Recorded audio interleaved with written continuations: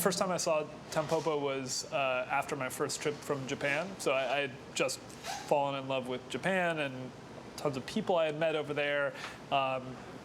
So intensely the food. Got back to Chez Panisse, ran into Alice Waters, and I said, hey, I just got back from Japan, had an amazing trip, totally fell in love with eating ramen. And she said, oh my God, have you seen Tampopo? And I had no idea what that was. And she said, oh, well, you gotta see it. It was a door into a whole other world that I had never really realized was there. The question came about, why can't we get some of that food here? And then to watch a film like Tampopo, it's a validation of the quest. And if nobody else is going to make it, then we should get together and we should make it. So that first experience of seeing Tampopo and watching the quest for the perfect noodles and the perfect broth, in some way it kind of laid this blueprint for us. Okay, let's seek out what it is to make a perfect noodle and to make a perfect broth, and really to kind of make our style of ramen. It was amazing to watch the process of how Tampopo created her ramen shop. It mimicked a lot of what the process that we had, that discovery and that quest to kind of create that perfect bowl, but it was not only the bowl, but this whole restaurant. I saw the movie for the first time in, I guess, 1985 or something, or 86, which would make me around 22 or 23 years old. I definitely think the way he filmed the food scenes brought it very much to life. Also, I've been in this ramen business now for whatever it is, for 10 years, and it's still sort of underrepresented, right? I mean, when you start talking about movies about ramen, I mean, Tampopo's it. その当時すぐ見たんですけども、それと最近もう一回見たんですけれども、まずラーメンが人気になり始めてるという点で、ラーメンをテーマにしようというのが一つあったんじゃないかと思うんですね。それとともにちょっと西部劇的な要素が入っているということが一つと、あと私見直してみてロッキーみたいな要素が若干あったんですね。その弟子を育てるというか、そうした部分が日本人向けてよりも世界に見せるための映画作りなのかなという感じがちょっとですから、むしろ日本独特のその師匠と弟子の関係というよりもワールドワイド的な師匠と弟子、敵と味方みたいな部分が本当に西部劇的なところもありますし、そうですね、西部劇とロッキーと、あと日本独特の文化がうまくまとめられた映画かなというふうに思いましたね。ただそのタンポポがいろんなラーメンを教わる、ラーメンを作るために体力をランニングしたりとか、なんですか、1分30秒ぐらいで作んなきゃいけないとか、いろんなことをやってたのはこれは世界に共通する、オリンピックにも通じるような、世界共通の師匠と弟子、先生と選手みたいなイメージで私は見てましたね。I think that for me, the timing of my first experience with Tampopo couldn't have been more perfect. I was living in Japan, on the island of Hokkaido, working at a ramen restaurant. And while I was there, you're working with this master. It's a husband and wife, and this master is very secretive. The recipes are very similar to grandma's spaghetti sauce. There's a lot of secrets going on there, and I almost always felt like it was kind of the mafia. I was never a good fella yet. I was never in the kitchen able to do those things, and he very much was pushing me to make my own recipes. I worked 6 days a week there, and on my one day off, he would support me on my one day off to say, hey, I'll buy whatever you need in terms of bones, in terms of ingredients, because I want you to push for your own flavors. I don't want you to steal from me. And during this whole time, this back and forth with him and me trying to figure out what flavor I wanted to achieve with ramen, the lady that I was staying with was like, have you ever seen Tampopo? I had no idea, I had not heard about it before. I thought it was an instructional ramen video. And I was watching the scenes in particular where Tampopo herself was, with Goro walking around to the different ramen spots and peeking through the cracks and asking those funny questions to the chefs about what ingredients they're putting in to the soups. That type of stuff, I was living that same storyline. it was kind of very much like my own personal quest to get to that point of making the perfect bowl of ramen. You know, like I took what I thought was a base recipe, worked with these guys, and we all came up with something that was our own.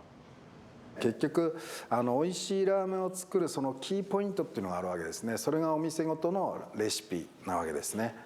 そのレシピはやっぱり他には教えることはできないし、そのレシピがあるからこそ、繁盛の秘訣だったりするわけですね。簡単には人には教えられないですし、従業員で入ってきた弟子にもそんな簡単には教えることはできません。ですから昔はその働いて大将が作るのを見よう見まねでいわゆる味を盗むというやり方をしてですね、ラーメンを教わっていったわけですね。本当に好きなお店に働きに行って10年ぐらい修行を積んでから自分で店を出すと、それほどラーメンを作るっていうのは難しかったわけですね。はい。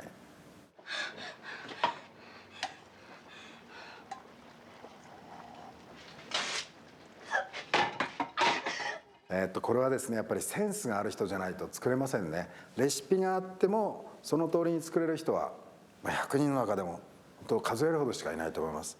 でも近い味はできるわけですね。そこから自分なりに工夫して美味しくこう変化させていくというのがまたラーメンの面白いところであるわけですね。で実際にその教科書的なものでも 100% 教えてくれるのがなかなかないわけですね。ですから8割教わってあと自分の2割を加えて自分なりのラーメンを作り上げるというような流れになると思いますね。そうですね、そのお店にとってはスープのレシピとあとタレのレシピとあるんですね。ですからラーメンというのはそのスープにタレをまず丼にその次にスープを入れてということでスープが完成するわけですね。その際のスープのレシピとタレのレシピっていうのがあるんですけれども、どちらも基本的には秘密です。ただ寸胴で作るスープっていうのは店で一緒に働けばそこに何が入ってるかっていうのは見えて分かってしまいますので、一番大事なのはこのタレですね。タレ、これは人には教えられない大将しか知らない秘密のレシピですね。はい。It seems like so much of what Tampopo is about creating your own personal style, and this is the style that represents Tampopo. She's trying to come up with this is my best representation of myself and what I feel good about cooking for people. It's nice to know that it's not about copying somebody else. It's really about expressing your own vision. いいですね。これは名物になります。ラーメンは丼の中に麺とスープがあればとりあえずラーメンというふうに呼べると思います。極端なこと言えば具はなくてもラーメンと呼べると思いますし、美味しく食べることはできると思います。それの付加価値として、トッピング、チャーシュー、メンマ、海苔、ネギ、そうしたものが乗っかってくるという格好ですね。ですからスープと麺があればとりあえずラーメンとしては存在できると思います。I've always kind of compared it to like a burrito or like a really well-made sandwich. Just the satisfaction you get and being able to combine all the different flavors in one bite is something that's really kind of been special to me. It's really kind of soul quenching in an amazing way. Generally you go in starving and feeling like, oh my God, I gotta eat something. And then you leave just feeling so satisfied. It has all the elements that you need. You've got the starch and the protein and the vegetables and all the stuff. It allows you to kind of have this beautiful meal that is really this very individual experience. It's really about you and the bowl of ramen. It's the most comforting thing. Has similarly like what Sam and JJ were talking about, that it's so complete. That as a kid growing up, like I never had sandwiches in my lunch. Like I would take thermoses of ramen, because it was so comforting to have a hot bowl of like soup and noodles. Well, comfort food is a funny thing. Of course, I think most comfort food has a certain caloric quality to it. That's important. I also think it's a little bit messy and noisy. Ramen has the real noisy part. You know, meatloaf's not noisy. But you know, this whole thing of slurping and sucking and you know, I always used to joke, you know, so I had a little tiny, very traditional Tokyo ramen shop in the middle of Tokyo.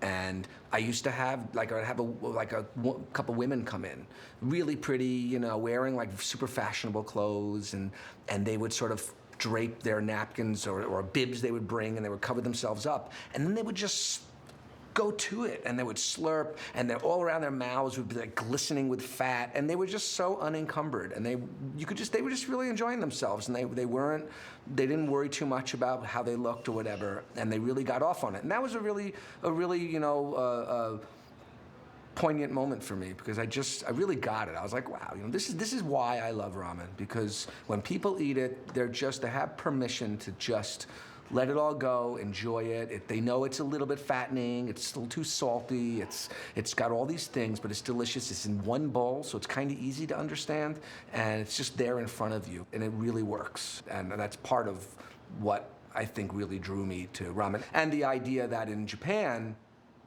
many shops really make only one kind. Make one kind really well, and they make it over and over and over and over, day in and day out, year over year.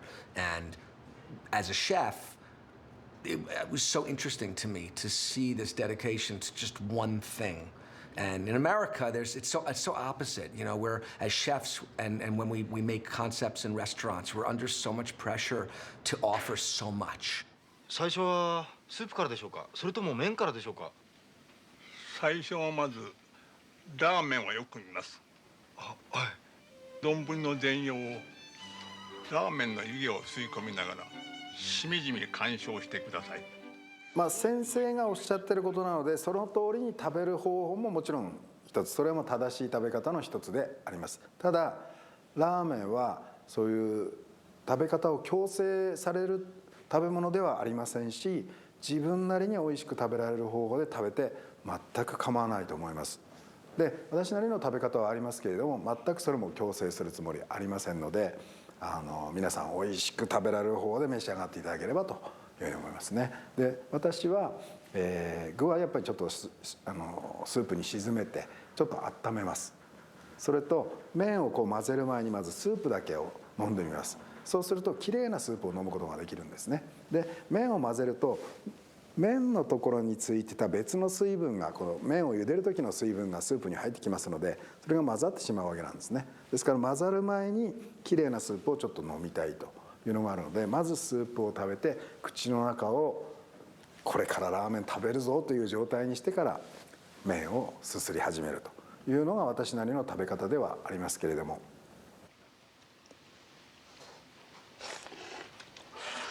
I used to tell my friends, you know, for ramen to taste good, it has to slurp. And they'd be like, what do you mean it has to slurp? It's like, it has to slurp. You have to be able to... And the noodles, I mean, a really shitty bowl of ramen to me that is unforgivable, that I won't even finish, I'll just get up and leave, are the ones where there's not enough fat in it, the noodle doesn't pair with the broth, and no matter how many times you try to, you know, suck the noodles in, they just kind of stay, and you have to actually lift them up and put them into your mouth, and that is just the absolute failed bowl of ramen, because the harmonious bowl of ramen has just the right amount of fat that sticks to the right texture of noodle, so that when you inhale it, it flies up into your mouth with droplets of soup sticking to the noodles, so that when all the noodles are in your mouth, you're chewing this mouthful of super flavorful noodles. ただ、できることならそういう食べ方をしていただいた方がいいですけれども、先ほど言ったようにもう無理してそうする必要はないと思うんですね。慣れてきたらそういう食べ方をしてもらった方が本当により美味しく食べられます。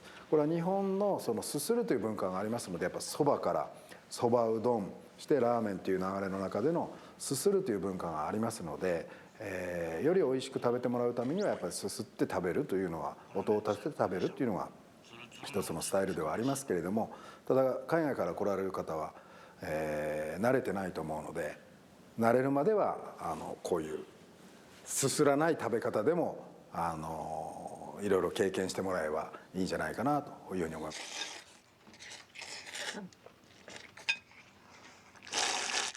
If someone from out of town came and we ordered pizza at one of the famous pizza shops and you put your slice on there and you started eating with a knife and a fork, every New Yorker at the table is gonna berate you, chastise you, and humiliate you. That's just how it goes. You're not allowed to eat pizza with a knife and fork in New York without getting shit.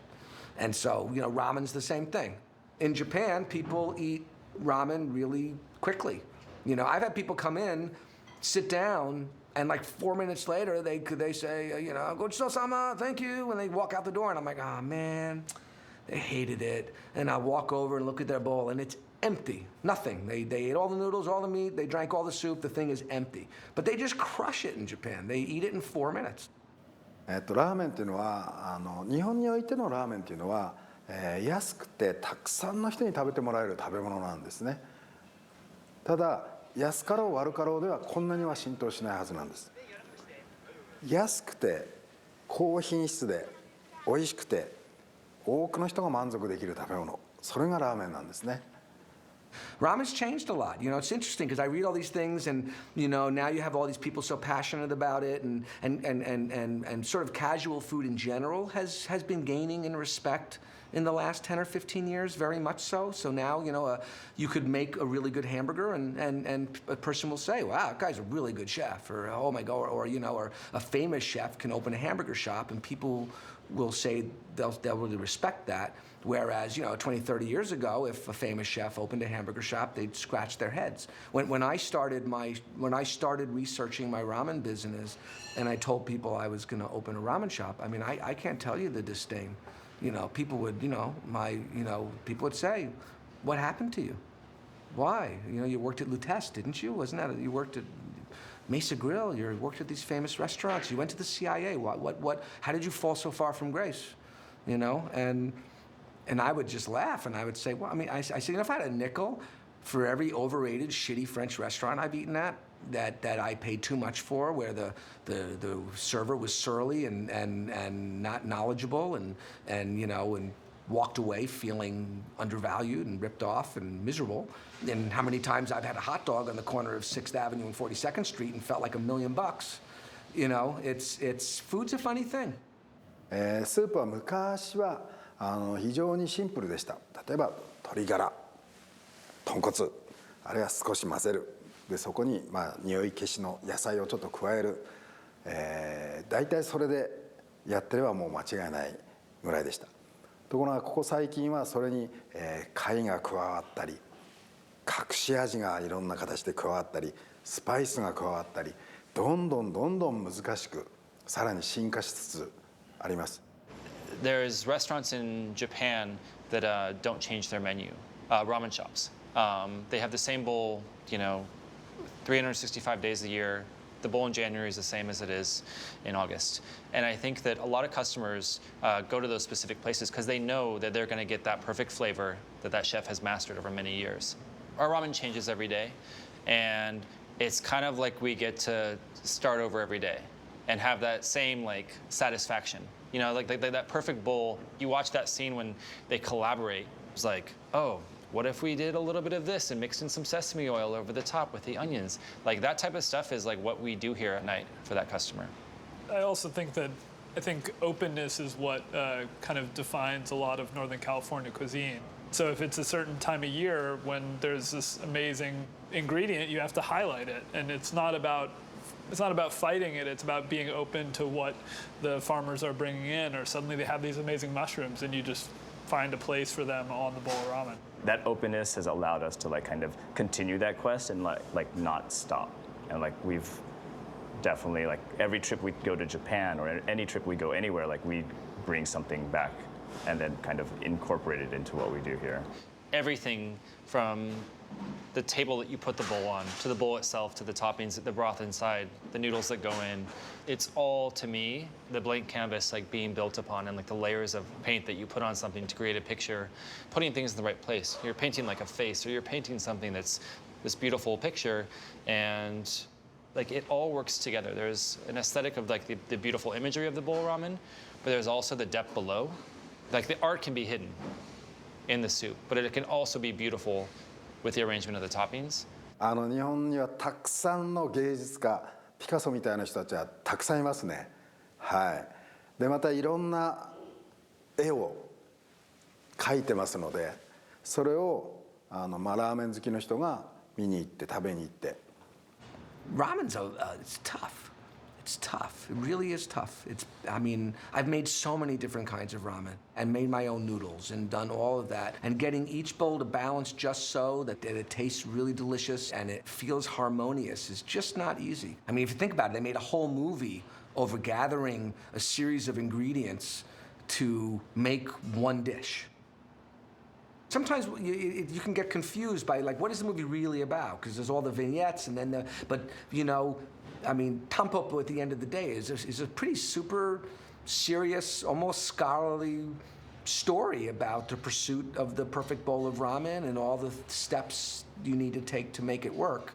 When we first opened, I thought we were doing incredible bowls, but I think to this day, like our bowls just continually get better. And so I think it's more of that quest that I think there's a certain sense of accomplishment at the very end. And I feel like almost every night after night service, I kind of have that same kind of like it was a great night. We engage and we talk to lots of the customers and like there's that connection and that sense that we feel that, you know, we're making people happy. And I think in that way, there's like that kind of satisfaction, but not that, I don't know, idea of like it's done, the quest is done, we've achieved perfection. Tampopo is a deeply human film, right? These are all the things that we all do. There's the eating, there's the lovemaking, there's the taking care of your family, there's the quest to be better at something. And also everybody kind of knows that feeling of just going, oh my God, this plate of food is the best thing I've ever eaten. So I think we can all relate to that.